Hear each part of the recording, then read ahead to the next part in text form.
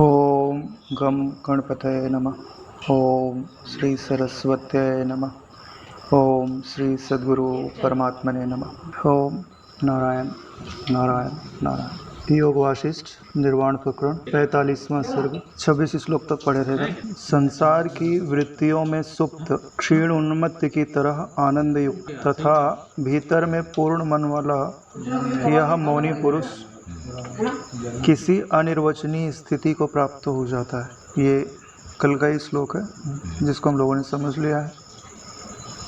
तो ये जो श्लोक का अर्थ होता है उसकी भावना करनी चाहिए। तो श्लोक के अर्थ का प्रकाश भी होता है और जो संसार भाव है जिसके कारण हमें दुख है, परेशानी है, चिंता है, बंधन है, वो निवृत्त भी होते जाता है।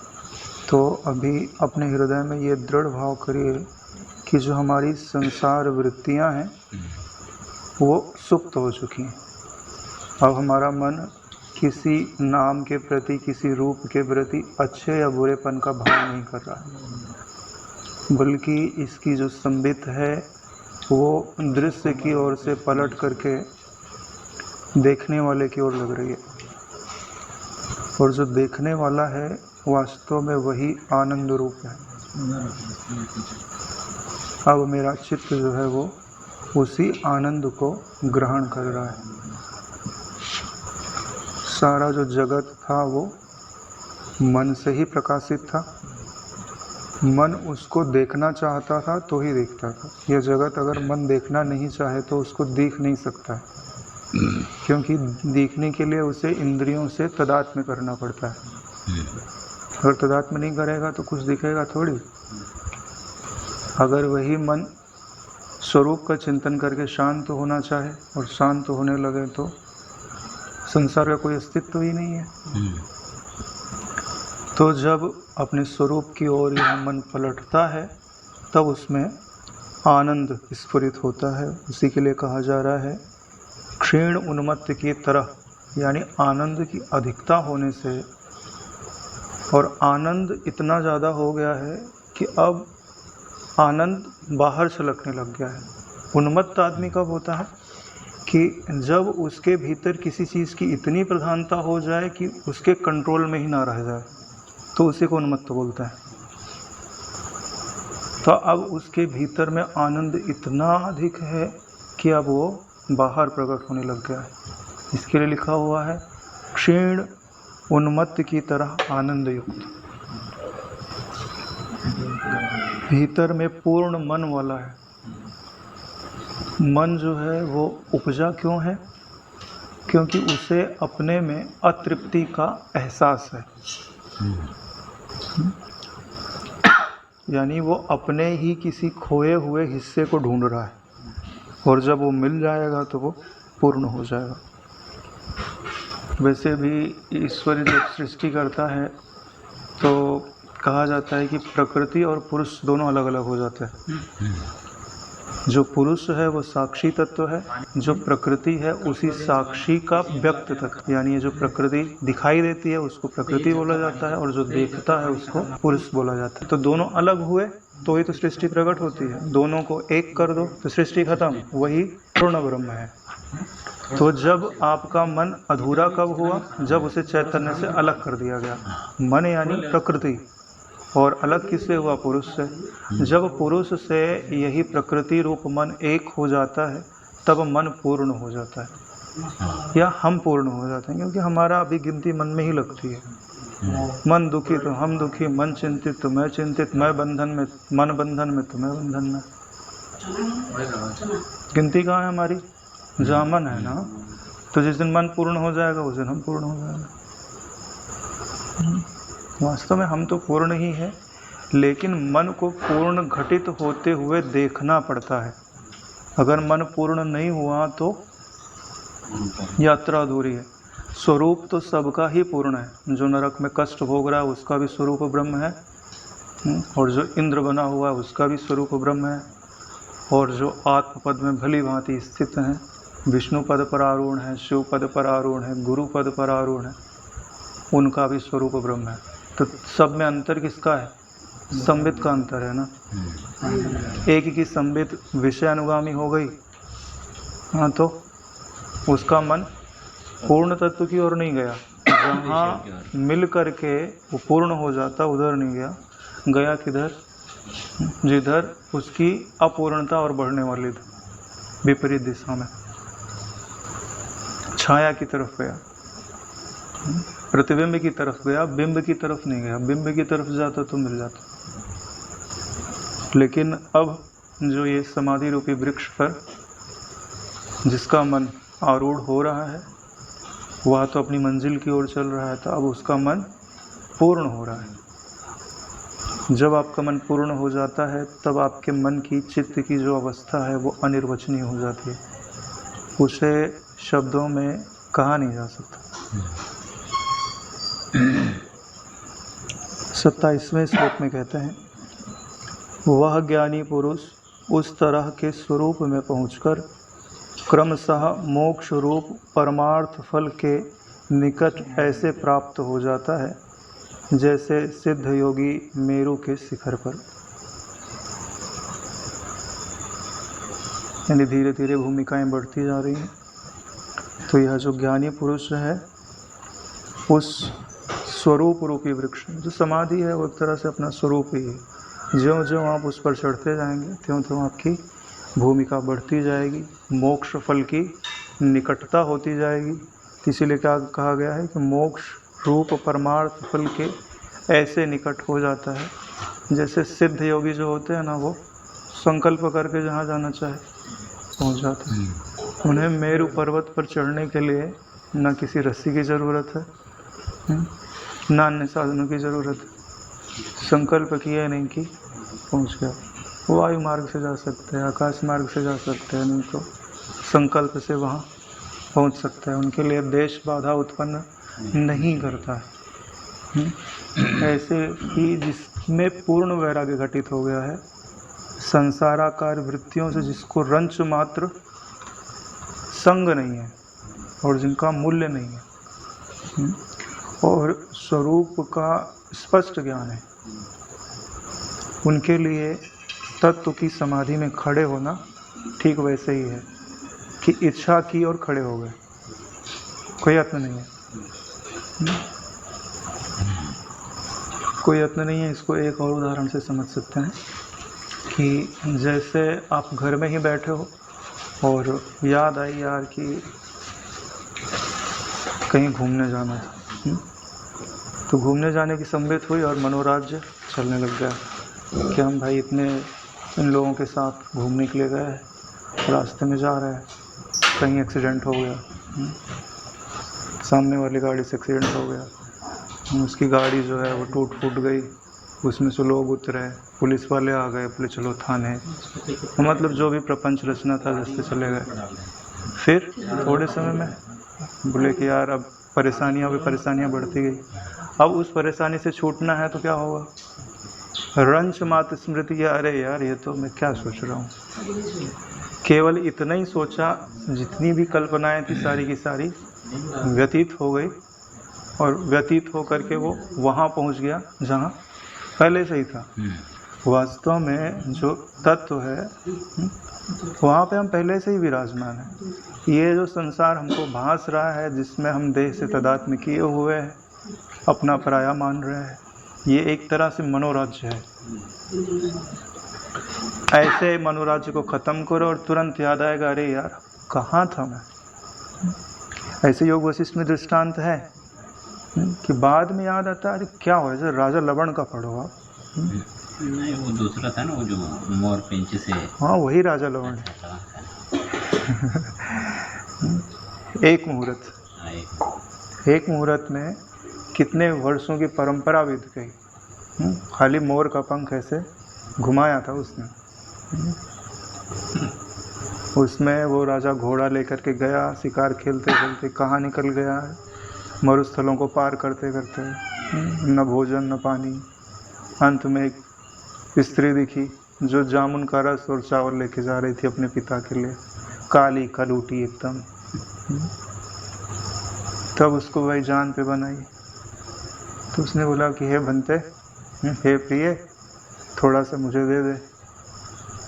तो कुछ बोले नहीं, चले जा, तो उसके पीछे पीछे चले। तो बोले उदाहरण क्या दिया होगा कि जैसे कोई यमदूत चल रहा हो, उसके पीछे पीछे वो जीव को बांध करके ले जाया जाए, वैसे वो उसके पीछे पीछे चला। वो बहुत बार बोला तो उसने क्या बोला, आप तो बहुत सज्जन मालूम पड़ते हैं, लेकिन हम तो छोटी जाति के हैं, हम बिना स्वार्थ ये कुछ देते हुए थे नहीं है। तू अगर मेरा भरता हो गए तब तो मैं तुझे ये जामुन का रस और चावल दे सकती हूँ। मरता क्या ना करता। स्वीकार किया। फिर वो आगे की कहानी तो आप लोग जानते ही हैं। अंत में जब वो उसके बच्चे ने मांस मांगा, भोजन नहीं मिला था, काल का समय था, तो लकड़ियों को जलाया उसने। अपने बच्चे को बोला कि भाई मैं ही कूद जाता हूँ इसके अंदर, खा ले मुझको। तो आग जला के जैसे ही कूदा, थोड़ा सा ताप लगा तो आँख ही आँख खुली, आँख उधर बंद हुई और खुली राज दरबार में। और जैसे आँख खुली तैसे उसने उसको देखा जो जादू दिखाने वाला था, क्या नाम था उसका, बहुरूपिया। और जैसे ही देखा वैसे ही वो मुस्कुराया और थोड़ी दूर गया और गायब हो गया। अरे बोले तू कितना दुष्ट है, किसी राजा के साथ भला ऐसा कोई करता है? इतने 50 साल बीत गए उसको, वहाँ पर बूढ़ा हो गया और इतने कष्ट सहे ना। बोला हुआ है उसमें कि ठंडी का समय होता था और बर्फ़ से ठंडी हवा चलती थी और मेरे पास कॉपिन के सिवा कोई वस्त्र नहीं होता था। इतनी ठंडी, सच में कभी आप ठंड में जो है कुछ ओढ़ करके मत देखो राजा लाओ, कितनी परेशानी होती है। और क्या बोलता था कि मेरी पत्नी जो है वो डाकिन से कम नहीं थी। मेरी कोई खोज संभाल नहीं लेती थी। जंगल में भेज दिया उसको अकेले को, बेचारे को, जाओ लकड़ी काटो, जानवरों को मारो और लेके आओ। वो हफ्ते हफ्ते भर जंगल में ही रहता था, वो तो घर में आराम से रहती थी। बड़ा कष्ट, जो लिखा हुआ है पढ़ो ना तो मज़ा आ जाए। मज़ा आ जाए मतलब ज्ञान की दृष्टि से। और वही है, एक मुहूर्त के अंदर इतना सब कुछ उसको दिखाई दिया था। तो वही बात बताई जा रही है कि केवल स्वरूप की स्मृति करते ही हमारी हाजिरी स्वरूप में हो जाती है। ये नहीं गिना जाता है कि हमने संसार में कितना मनोराज्य फैला रखा है। मनोराज्य को समेटने के लिए समय की ज़रूरत नहीं है, ज्ञान की ज़रूरत है। कल्पनाएं चाहे 1 साल की हों, चाहे 100 साल की हों, चाहे 1000 साल की हों, जैसे ही आप यह समझते हैं कि यह कल्पना मन की रची हुई है और मैं मन से पार खड़ा हूँ, यदि देहम पृथक कृत्य चिति विश्राम में तिष्ठसि अधुनैव सुखी शांतम बंध मुक्त भविष्यसि।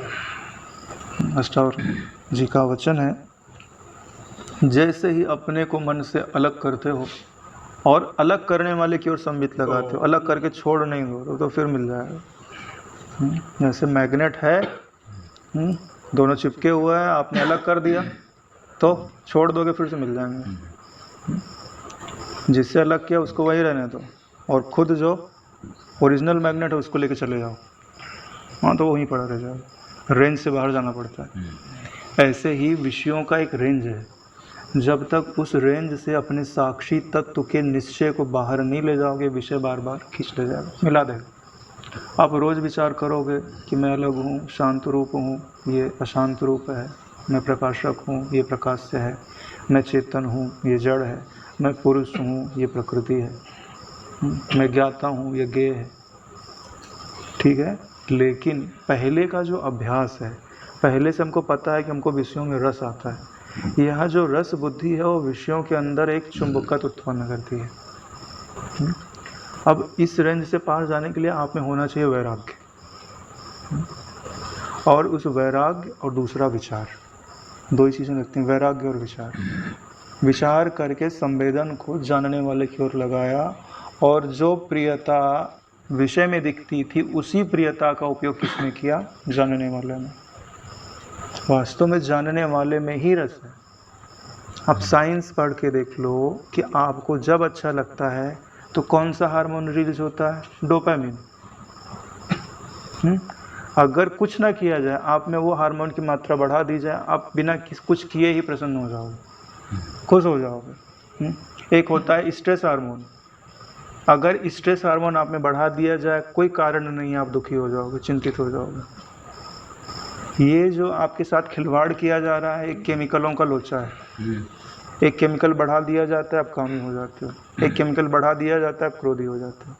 और एक केमिकल बढ़ा दिया जाता है, आप शांत हो जाते हो।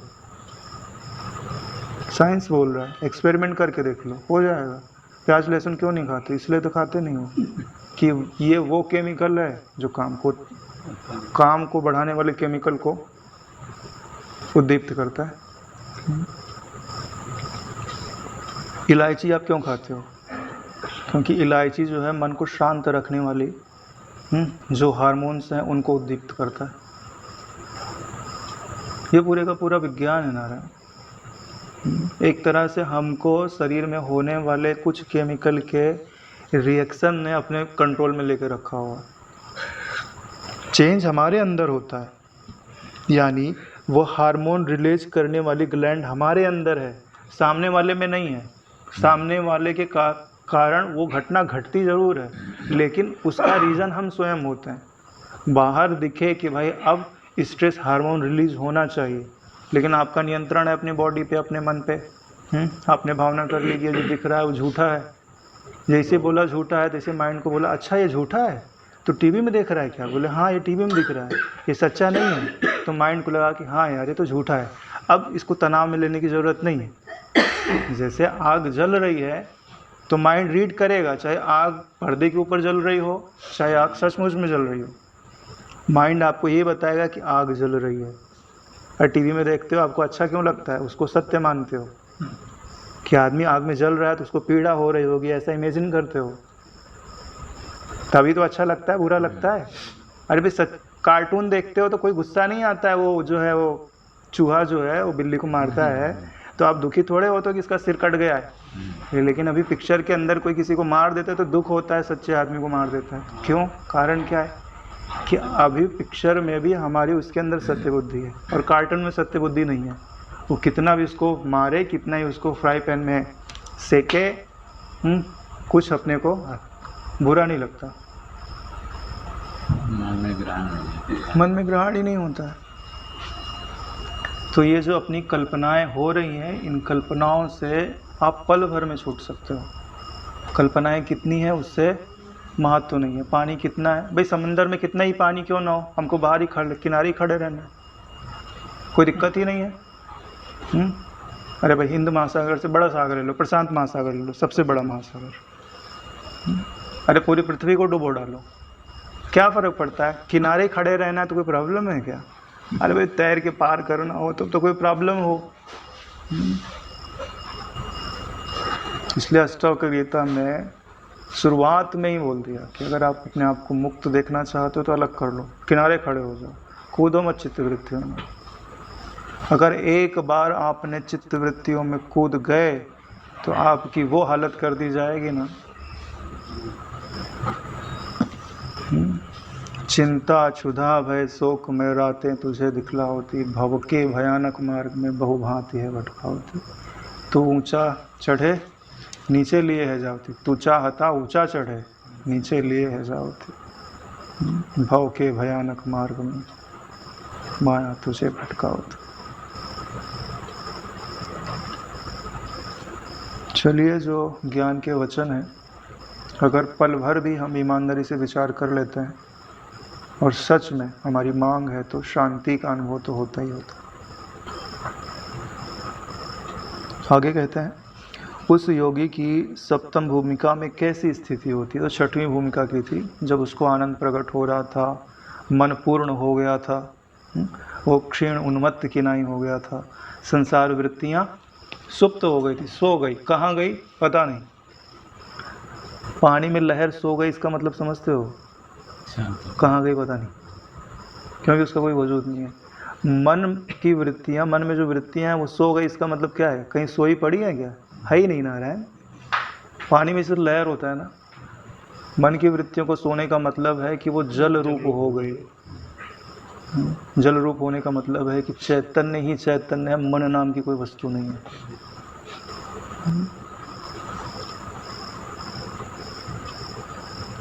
तदनंतर सप्तम भूमिका में प्राप्त आकाश के सदृश वह योगी संपूर्ण बुद्धि का परित्याग कर निरत से भूमानंद ब्रह्म भाव रूप फल ग्रहण करता है, उसका स्वाद चखता है, उसका भोग लगाता है और उसी से तृप्त रहता है। सप्तम भूमिका की बात है। बोलते हैं कि आकाश के सदृश वह योगी। आकाश का क्या गुण होता है? एक होता है असंगता और दूसरा होता है अपरिच्छिन्नता। यानी आकाश कहाँ प्रारंभ हो रहा है और कहाँ खत्म हो रहा है कोई बता नहीं सकता है। जब आप अपने आप को आकाश के समान अनुभव करने लग जाओ तो आपकी भूमिका सातवें मानी जाती है नारायण, आकाश के सदृश। अगर आप अपने आप को आकाश के सदृश से अनुभव करते हो तो आपकी हाजिरी कौन सी भूमिका में लग रही है? सातवीं भूमिका में लग रही है। लिखा हुआ है, मैं नहीं बोल रहा हूँ भाई, बोलोगे आकाश भी अपने तरफ से बोलते रहते। आकाश के सदृश वह योगी संपूर्ण बुद्धि का परित्याग करके, बुद्धि का परित्याग का मतलब होता है पूरे अंतःकरण का परित्याग कर। न मन है, न बुद्धि है, न चित्त है, न अहंकार है, क्योंकि सब को संभाल रखा है बुद्धि ने। मन कुछ लेकर के आता है बुद्धि के सामने, साइन कर दो।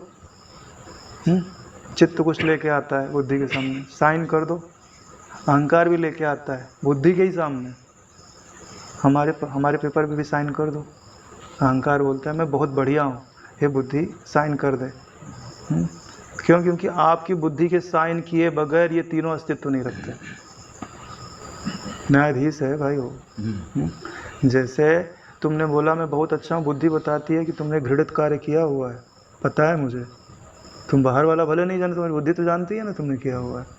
तो तुम्हारे मन में क्या होगा कि बाहर के लोगों को भले बोल रहा हूँ बहुत बढ़िया हूँ, लेकिन मुझे तो पता है कि मैंने ये पाप कम किए। तब बुद्धि साइन नहीं कर रही है। मन क्या बोलता है कि यार उधर चलना है, बहुत बढ़िया लगेगा। बुद्धि ने बोला नहीं, गुरुजी ने मना किया है, हमने पहले भोगा था, कितनी परेशानी हो गई, तुम तो चाट खा के आ गए, बाद में पित्त बढ़ गया, शरीर में खुजली होने लग गई। बुद्धि साइन नहीं कर रही है, अब मन की क्रिया पे रोक लग गया। अब चित्त क्या बोलता है, यार फलानी जगह गए तो कितना बढ़िया लग रहा था, फिर चलते हैं, फिर सोचते हैं, चिंतन करते हैं। अरे कहाँ सोच रहा है, कुछ मिलेगा नहीं। खाली फोकट चिंतन करने से क्या मिलता है? सब के ऊपर लगाम कौन लगाता है? बुद्धि। यानी कि मन का पेपर हो, मन के कागजात हो, चाहे चिंतन के कागजात हो, चाहे अहंकार करने के कागजात हो, अगर बुद्धि ने साइन नहीं किया तो वो पास नहीं हो सकता। अगर बुद्धि ने साइन कर दिया तो मनमानी चलती है। मन अपनी तरफ खींचेगा, चित्त अपनी तरफ खींचेगा, अहंकार अपनी तरफ खींचेगा। इसलिए पूरे का पूरा जो तत्व ज्ञान है बुद्धि योगम उपाश्रित, सारे साधन आपको बुद्धि को प्रबल बनाने के लिए कहे जाता है। जिसकी बुद्धि प्रबल, तभी तो बोलते हैं प्रज्ञावान है। इनकी बुद्धि ऋतम भरा प्रज्ञा है, मेधावी है ना। बुद्धि की प्रधानता है ना, क्योंकि बुद्धि जो है हमेशा किसी की भी बुद्धि हो सत्य पक्षपात नहीं होती है। उसको पता तो है कि सही है ये गलत है, भले वो गलत का पक्ष ले ले वो बाद की बात है, लेकिन वो स्वीकार जरूर करेगा कि आदमी सच्चा है और ये झूठा है, इसने सही काम किया, इसने गलत काम किया है। ऐसा ईश्वर ने बनाया ही, आपकी बुद्धि का ही स्वभाव बनाया कि उसे पता है कि क्या सच्चा है क्या झूठा है। चोरी करने जाएगा तो चोर का भी हृदय धड़कता है, सच में बात है। कोई देखे नहीं देखे किसी का गला काट दो तो तुम्हारे हृदय में धड़कन बढ़ेगी बढ़ेगी। तुमने पाप कर्म किया, ये उठेगा ही उठेगा। क्योंकि बुद्धि को ऐसे ही संस्कारों से बनाया गया है। बुद्धि कौन से तत्व से उपजती है? अग्नि तत्व से। अग्नि तत्व का क्या काम है? प्रकाश। और बिना प्रकाश के कोई भी चल नहीं सकता। मन जो है वो वायु तत्व से उपजा, उसके पास चलने की सामर्थ्य तो है, लेकिन देखने की सामर्थ्य नहीं है। देखने की सामर्थ्य केवल अग्नि तत्व के पास है। चित्त किससे उपजा है? जल तत्व से। यानी रस देने की सामर्थ्य तो है लेकिन दिशा नहीं है।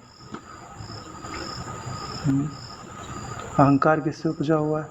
पृथ्वी तत्व से, ठोस। तभी तो जहाँ रख दो वहीं रुका रहता है। इसके पास ही प्रकाश नहीं, प्रकाश खाली बुद्धि के पास है। इसलिए क्या बोल रहे हैं? संपूर्ण बुद्धि का परित्याग करके, यानी अगर आपने बुद्धि को ही त्याग कर दिया तो इन सब का त्याग अपने आप हो गया। जिसको तुम बोलते हो बुद्धिहीन, मूर्ख आदमी है, उसने बुद्धि का त्याग नहीं किया है, ऐसा मत समझ लेना। उसको तो है ही नहीं। बुद्धि है, उसके पास बुद्धि है, बुद्धि काम नहीं कर रही है। काम नहीं कर सबने रहे। बुद्धि को भर लिया। बुद्धि है उसके पास, समझता तो है कि ये कपड़ा है पहनना चाहिए, ये खाना है खाना चाहिए, मिट्टी तो नहीं खाता ना। बुद्धि है मगर जितना कार्य करनी चाहिए तो उतना कार्य कर नहीं रही है। अयोग्य व्यक्ति को न्यायाधीश बना दोगे तो क्या होगा?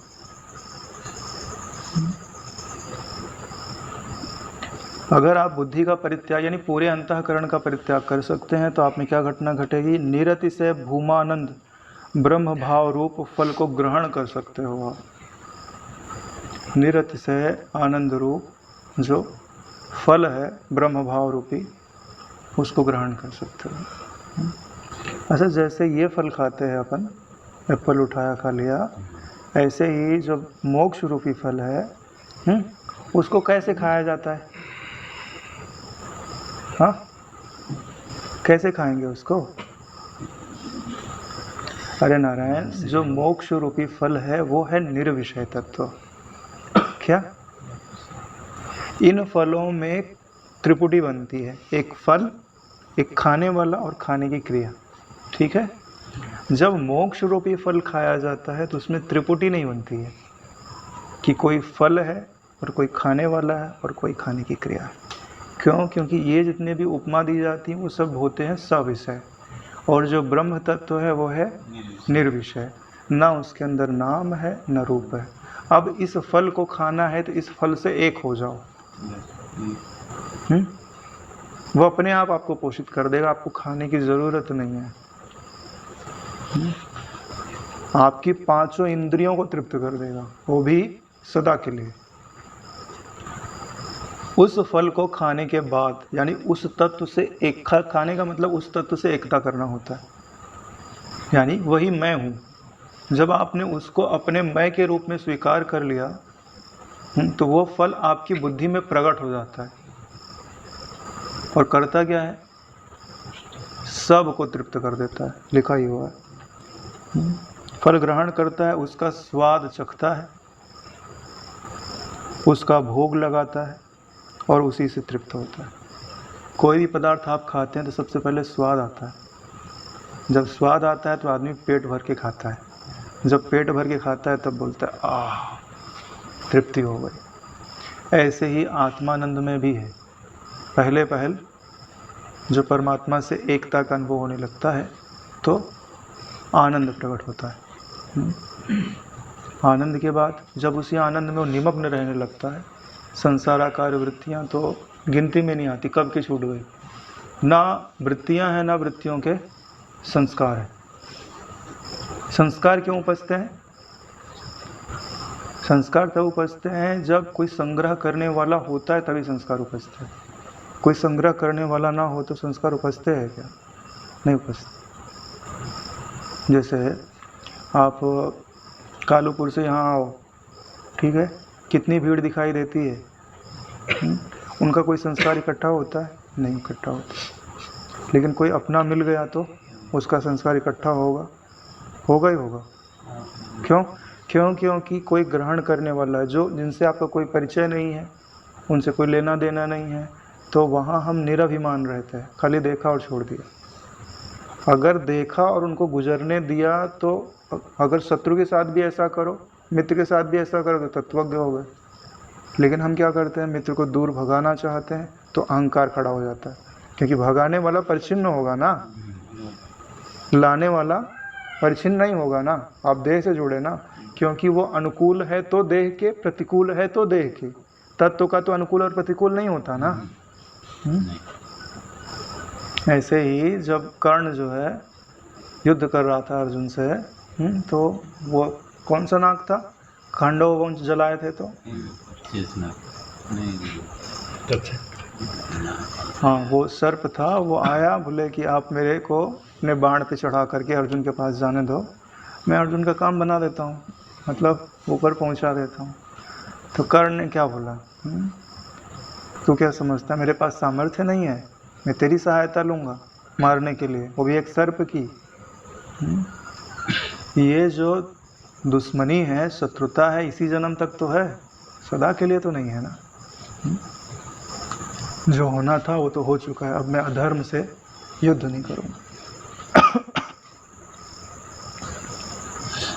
तो कहने का तात्पर्य है कि जो शत्रु भाव है, ये मित्र भाव है, वो अल्पकाल के लिए है, लेकिन हम उसको संग्रहित करके, जिस समय कोई चोर चोरी कर रहा है उसे पकड़ो, दंड दो कि वो चोरी नहीं करे, जो भी उपाय करना है आपको करो, लेकिन फिर उसका संग्रह मत करो कि ये व्यक्ति चोर है।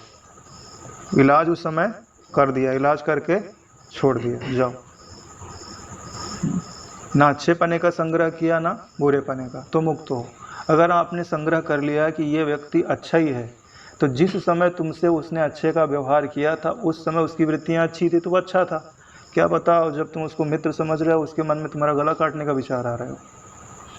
सच्चाई हो सकती है कि नहीं हो सकती? उसका मन एक जैसा थोड़ी ना रहेगा। और जिसने तुम्हारे साथ शत्रुता की, जिस समय उसको गुस्सा आया, उसने बोल दिया, जो भी हो गया, बाद में उसके मन में बड़े पछतावा हो, तुम देख रहे हो। जिस समय तुम उसका गला काटने के लिए जा रहे हो उस समय तुम्हारे लिए भलाई का विचार भी कर रहा हो सकता है। हुआ वशिष्ठ जी का और विश्वामित्र जी का, 100 पुत्र मार दिए उन्होंने। और जब वशिष्ठ जी को मारने के लिए गए तब वशिष्ठ जी अपनी पत्नी के साथ विश्वामित्र जी की प्रशंसा कर रहे। जब उन्होंने छुप के सुना तब उनकी आँख में आंसू आ गए। अरे मैं तो इनको अपना परम शत्रु समझता था कि मैंने इतनी तपस्या की, सब ने मुझे बोला कि अगर वशिष्ठ जी बोल देंगे कि आप ब्रह्म ऋषि हो तो आप ब्रह्म ऋषि हो जाओगे। वहीं पे गए और जो उनके चरणों में पड़े और जो रोया उन्होंने।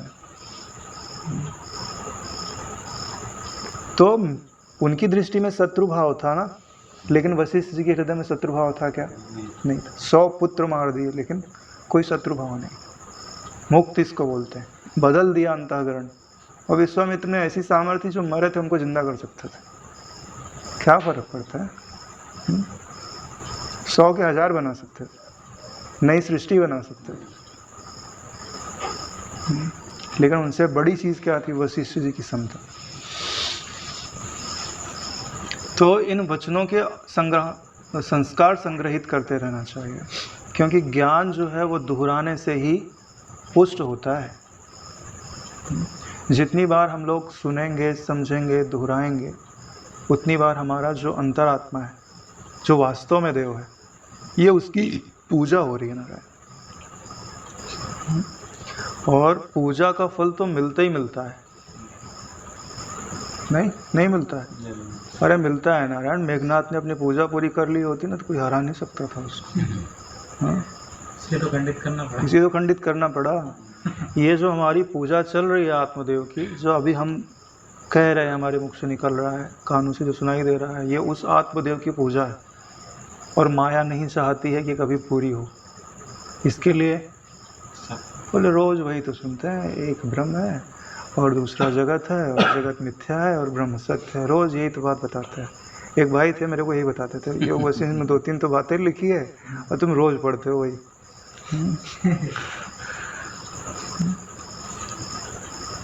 ये हमारी साधना पद्धति है। साधना पद्धति में उबान नहीं होती है भाई। अगर आप अभी योग वशिष्ठ नहीं पढ़ोगे, अद्वैत ज्ञान की चर्चा नहीं करोगे, तो करोगे क्या? समाधि लगाओगे? समाधि तो तुम लगाओगे नहीं। समय कहीं ना कहीं संसाराकार वृत्तियों में खर्च करोगे ना। उससे श्रेष्ठ चीज़ घटित हो रही है। एक चीज़ हमेशा समझ लीजिए, जो मन को अच्छा नहीं लगता, अगर आप वहाँ बैठे हो तो आपका भाग्य सुधर रहा है। सच्चाई बता रहा हूँ। जहाँ आपके मन को अच्छा नहीं लग रहा है और वो शास्त्र से अनुमोदित है, गुरु से अनुमोदित है, अगर आप वहाँ पे समय बिताते हैं तो आपका जो कुअंक है वो मिट रहा है, सच्चाई है। क्यों? क्योंकि ये प्रकृति आपको पुरस्कार और दंड कैसे देती है पता है? कोई देने नहीं आता है, आपके मन के अंदर ही स्फुरना दी जाती है कि अब तू वहाँ जा, तेरे को दंड मिलेगा। प्रेरित कर दे, दंड मिलेगा या नहीं बताया जाता है, जा वहाँ पे, पिटेगा जाके वहाँ पे। इसीलिए बोलते हैं जब परमात्मा किसी को दंड देने वाला होता है तो उसकी बुद्धि हर लेता है, यानी अब उसके निर्णय ऐसे होंगे कि उसको जूते पड़ेंगे। अरे भाई, किसी का दंड बोना होता है ना तो एक ही दिन में आता है दिमाग, यहाँ लगा दे पैसा सारा उठा के, बहुत बढ़िया चल रहा है। अगले दिन लगाया, तीसरे दिन चट। होता है ना? नहीं होता है। हाँ, कई बार लोग बड़ी मेहनत से पैसा कमाते हैं, फिर सोचते हैं यार अब मेहनत से कमा ले, इसको बढ़ाया कैसे। बोला कि 1% ब्याज पे सभी दे रहा है, एक बंदा है 3% ब्याज पे पैसा लेता है। देने को दे दिया, 2-4 महीने ब्याज भी दिया, फिर बोला यार अभी आ नहीं रहा है, रुको। धीरे धीरे करते करते अब तुमको पैसा निकालना भारी हो गया।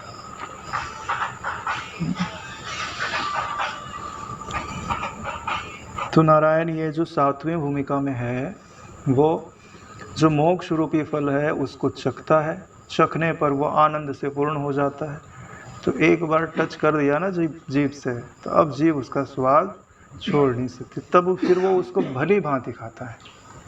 यानी उस निर्विषय तत्व से एकता में ऐसे स्थिर होता है कि जैसे कागज पे लिखी हुई कोई प्रतिमा हो। शिखर ध्वज का उपाख्यान पढ़ लीजिए। जब उसको चुड़ाला ने अंतिम उपदेश दिया है तो जैसे ही उसने आत्म तत्व का स्मरण किया तैसे उसकी अटल समाधि लगे, और जब उसको देखा कि शांत हो गया तो चली गई वो। 2-4 दिन बाद वापस आए तो फिर देखा वो वैसे ही वैसे है, तो उसको लगा कहीं चले तो नहीं गए। तो उसने सूक्ष्म रूप बनाकर उनकी पुरिष्टता के साथ तादात्म्य किया और पढ़ा कि नहीं अभी इनका प्रारब्ध शेष है। जब ये जाना कि इनका प्रारब्ध शेष है तब उनको उठाया है। तो ये घटना घटती है ना रे, कि जब आप उसका आस्वादन तो मिल जाता है, टेस्ट तो मिल जाता है, टेस्ट के बाद उसको पेट भर खाए, इसी के लिए एकांत लगता है नारायण।